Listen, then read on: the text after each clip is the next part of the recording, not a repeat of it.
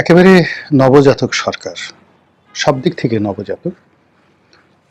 প্রথমত তারা নতুন ক্ষমতায় এসেছেন আর যিনি প্রধানমন্ত্রী হিসেবে দায়িত্ব পালন করছেন তিনি জীবনে প্রথম এমপি হলেন, তারপরে দ্বিতীয়ত প্রধানমন্ত্রী হলেন, তৃতীয়ত প্রায় ১৭টি বছর ধরে তিনি দেশের বাইরে ছিলেন, চতুর্থত তার এই ১৭ বছরের জীবন বলতে গেলে দুর্বিষহ ছিল। দেশের মানুষ, বিশেষ করে যারা রাষ্ট্র ক্ষমতাতে ছিলেন, তারা তার চরিত্র হননের জন্য এহেন কর্ম নাই যেটা করেনি। ফলে বাংলাদেশের রাজনীতিতে, সমাজ ব্যবস্থায় এবং বিশ্বব্যাপী যে সকল মিডিয়া রয়েছে সেখানে তার যে একটা ভাব এবং মূর্তি এই দুটো গড়ে উঠেছে সেটা স্বস্তিদায়ক নয়। যে সকল দুর্নাম, যে সকল বদনাম তার বিরুদ্ধে দাঁড় করানো হয়েছে তা ভেঙে চুরমার করে দেওয়ার মতো যে সময় দরকার, যে কর্ম দরকার সেটা তিনি পাচ্ছেন না। ফলে ক্ষমতা আরোহণ করার সঙ্গে সঙ্গে রাজনীতির যে নিস্তব্ধতা, রাজনীতির যে নীরবতা এবং যে শূন্যতা, সেই শূন্যতার কারণে যারা বিরোধী দল তারা মনের আনন্দে বগল বাজাচ্ছে। এখানে যদি আওয়ামী লীগ থাকতো তাহলে যে সুর হতো, যে গোল হতো এবং বিরোধী রাজনৈতিক দলগুলোর মধ্যে যে প্রতিযোগিতা থাকতো, তার ফলে প্রধানমন্ত্রীর বিড়াল নিয়ে, তার হাত নাড়া নিয়ে, তার সেই যে সংসদে ভাষণে যে মানে যেটিকে বলা হয় মুখ খসকে যে সকল কথা অনেক সময় বের হয়ে যায়, সেগুলো নিয়ে বিরোধী দলের ট্রল করার কোনো সুযোগ ছিল না। জামাত এবং আওয়ামী লীগ বা জামাত এবং অন্যান্য রাজনৈতিক দলগুলো, যেমন ধরুন ওয়ার্কার্স পার্টি,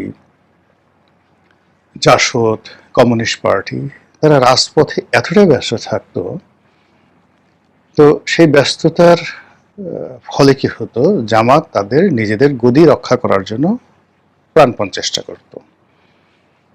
কিন্তু এখন রাজনীতির ময়দানে বলতে গেলে জামাত তুলনাহীন, জামাত একক এবং বলতে গেলে তারা যা ইচ্ছে তাই করতে পারছে, যা ইচ্ছে তাই বলতে পারছে। তারা তারেক রহমান সাহেবকে নিয়ে গান বানাচ্ছেন, তারা বিএনপির শাসনামল নিয়ে নাটক তৈরি করছেন প্রায় প্রতিদিনই মিডিয়াতে, তারপর সামাজিক মাধ্যমে এমন সব যাকে বলা হয় ন্যারেটিভ তৈরি করা হচ্ছে বিএনপির বিরুদ্ধে, ওগুলো দেখলে যে কোনো মানুষ মানসিকভাবে অসুস্থ হয়ে পড়বে, তারপর কথা বলার শক্তি হারিয়ে ফেলবে এবং অনেকটা খামোশ হয়ে যাবে, চুপচাপ হয়ে যাবে।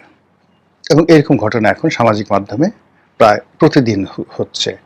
সংসদ নিয়ে, স্পিকার নিয়ে, মন্ত্রীদেরকে নিয়ে, প্রধানমন্ত্রীকে নিয়ে, প্রধানমন্ত্রীর পরিবার নিয়ে প্রায় প্রতিদিনই শত শত কন্টেন্ট যেভাবে যারা অনলাইন ইউজার রয়েছেন, ব্যবহারকারী রয়েছেন, তাদের সামনে চলে আসছে, তা যেভাবে সাধারণ জনগণ দেখছেন, একইভাবে সরকারি দলের নেতা কর্মী তারা দেখছেন এবং তাদের মন মেজাজ সঙ্গত কারণেই স্বাভাবিক থাকবে না।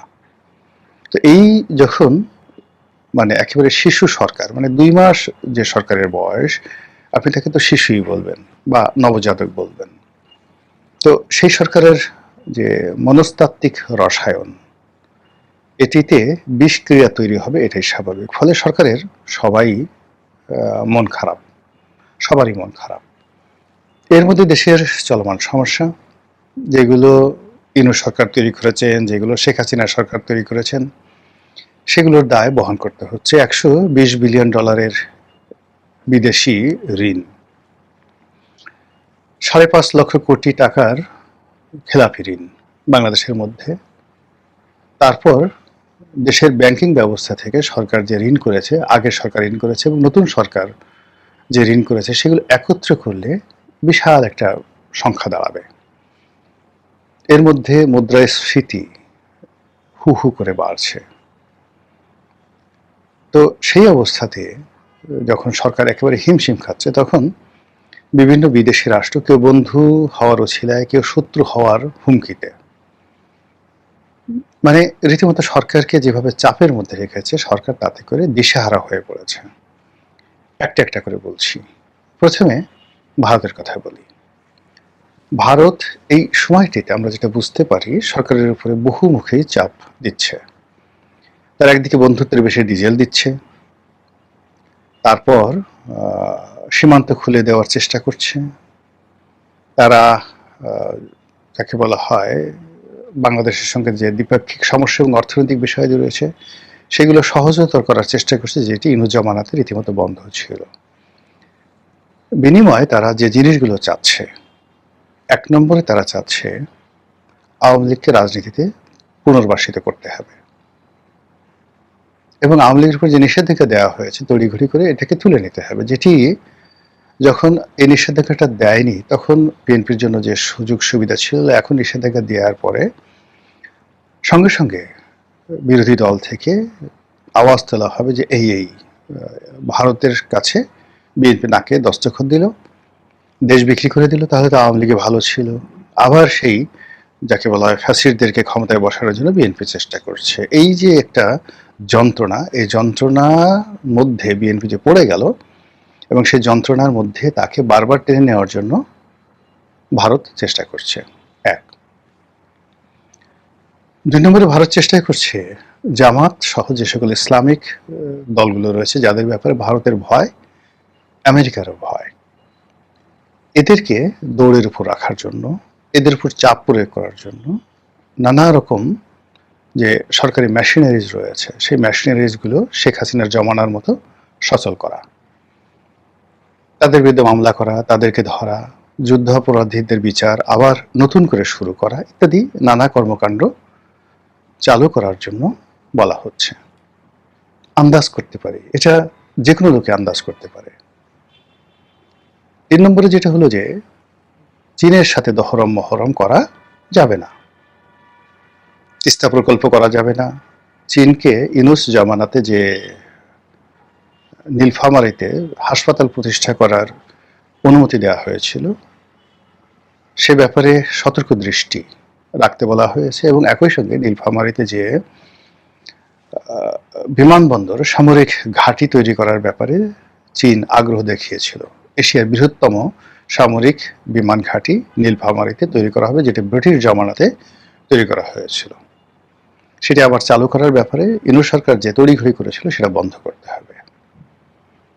4, ইনুস সরকারের সঙ্গে যে আন্ডার টেবিল বা পর্দার আড়ালে যে সমঝোতা হয়েছিল, সেই সমঝোতা থেকে বেরিয়ে ইনুস জামানাতে যে সকল দুর্নীতি অনিয়ম হয়েছে সেগুলোর বিচার করতে হবে। তারপর যাকে বলা হয় ইনুসকে দৃষ্টান্তমূলক শাস্তি দিতে হবে। এই বিষয়গুলো যে ভারতের পক্ষ থেকে আসছে, এটা আমরা স্পষ্ট বুঝতে পারি। এটা বলতে হবে না, সরকারের কিছু বলছে না, ভারত কিছু বলছে না। তো এটার বিরুদ্ধে সরকারের পক্ষ থেকে বিভিন্ন পত্র পত্রিকা নানা রকম ন্যারেটিভ তৈরি করা হচ্ছে, যে ভারত শেখ হাসিনাকে দু চোখে দেখতে পাচ্ছে না, তাকে তাড়িয়ে দিতে চাচ্ছে, ইত্যাদি নানা রকম কথাবার্তা যেগুলো প্রচার করা হচ্ছে। এগুলো সরকারি দলের যে সকল চাটুকার রয়েছে, তারা হয়তো সরকারের কোনো কথা ছাড়াই নিজেরাই এরকম একটা ন্যারেটিভ তৈরি করার চেষ্টা করছে, যেটা ভারতকে আরো রাগিয়ে দিচ্ছে। এই গেল ভারতের বিষয়। একইভাবে চীন, তারা বসে নেই, তারাও সরকারকে চাপ দিচ্ছে চীনের স্বার্থগুলো রক্ষা করার ব্যাপারে, চাপ দিচ্ছে এই অঞ্চলকে ঘিরে চীন যে সামরিক পরিকল্পনাগুলো করছে, যে অর্থনৈতিক পরিকল্পনাগুলো করছে, কিংবা সোজা বাংলায় বলতে গেলে এই অঞ্চলকে কেন্দ্র করে চীনের দীর্ঘদিনের যে লোভ এবং লালসা, এখানে সামরিক কর্তৃত্ব প্রতিষ্ঠা করে, এবং ভারতের যে ইস্টার্ন রিজন রয়েছে, পূর্বাঞ্চলীয় যে অংশগুলো, যেটাকে আমরা 7 সিস্টার বলি, এই 7 সিস্টারে চীন আধিপত্য করবে, এবং এই 7 সিস্টার নিয়ে যেন সবসময় ভারত এতটা ব্যস্ত থাকে, যার ফলে ওয়েস্টার্ন রিজনে পাকিস্তান এবং ওয়েস্টার্ন রিজনে যে সকল অঞ্চল রয়েছে, চীনের সীমান্ত ঘেঁষা অঞ্চল, সেখানে যেন ভারত দুর্বল হয়ে পড়ে।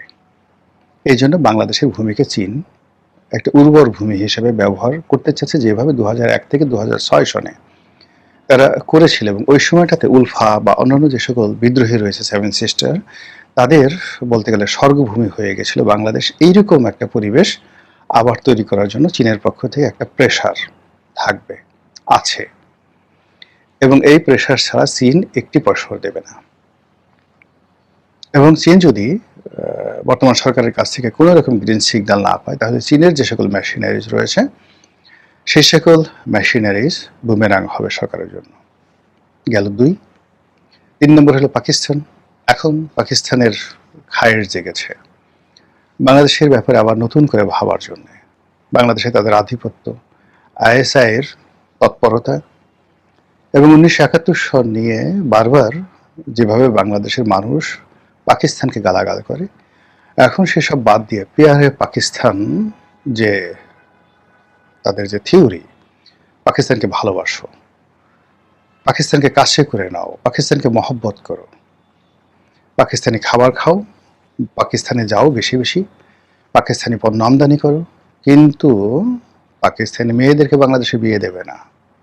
কোনো অবস্থাতেই পাকিস্তানি রমণী আওরাত বাঙালিরা যেন বিয়ে করতে না পারে, এই ব্যাপারে সতর্ক হওয়ার জন্য তারা অনন্ত চেষ্টা করবে, এবং সেটা তারা শুরু করে দিয়েছে।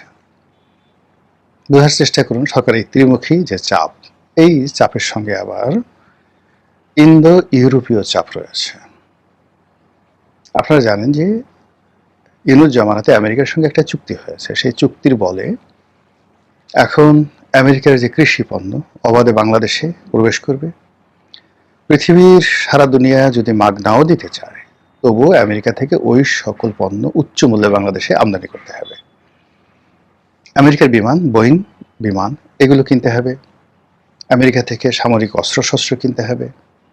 আমেরিকার কথার বাইরে অন্য কোনো কিছু করা যাবে না। এমনকি আমাদের যে জ্বালানি সেক্টর রয়েছে, সেই জ্বালানি সেক্টরে আমেরিকার যে আধিপত্য, এমনি আগে থেকে আধিপত্য ছিল শেভরনের মাধ্যমে, এবং সেই আধিপত্য আরও বেশ কয়েকটি কোম্পানি, আমেরিকান কোম্পানি, তার মধ্যে সাবেক রাষ্ট্রদূত পিটার ডি হাস যে কোম্পানিতে চাকরি করেন, একজন মোবিল, এই কোম্পানিকে সমুদ্রের তেল গ্যাস অনুসন্ধান, কক্সবাজার, টেকনাফ, খিয়া থেকে শুরু করে সেন্ট মার্টিনে তাদের আধিপত্য বিস্তার, অনেকটা ইস্ট ইন্ডিয়া কোম্পানির মতো।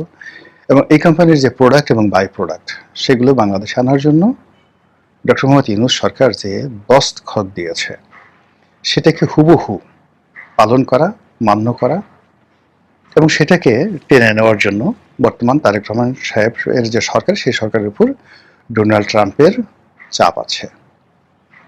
আবার এই যে ডোনাল্ড ট্রাম্পের সঙ্গে বা আমেরিকার সঙ্গে যে একচেটিয়া ব্যবসা, এই ব্যবসার যে সকল প্রতিদ্বন্দ্বী কোম্পানি রয়েছে, যেমন বিমান আনবেন, বিমানের প্রতিপক্ষ হচ্ছে ফ্রান্স, তারা কোনো অবস্থাতে এটা মেনে নেবে না। আবার তেল গ্যাস যে কোম্পানিগুলো রয়েছে, তাদের প্রতিদ্বন্দ্বী কোম্পানিগুলো রয়েছে নেদারল্যান্ডে, তাদের প্রতিদ্বন্দ্বী কোম্পানিগুলো রয়েছে ইংল্যান্ডে, তারাও তো সরকারের উপর চাপ প্রয়োগ করছে। অন্যদিকে যে সামরিক অস্ত্রশস্ত্র, সেই সামরিক অস্ত্রশস্ত্রের ব্যাপারে প্রতিদ্বন্দ্বী আছে ভারত, চীন, আর ইউরোপের দেশগুলোর মধ্যে সুইডেন এবং ইটালি। এবং তার সঙ্গে সঙ্গে আবার উত্তর ইউরোপ নয়, এই যে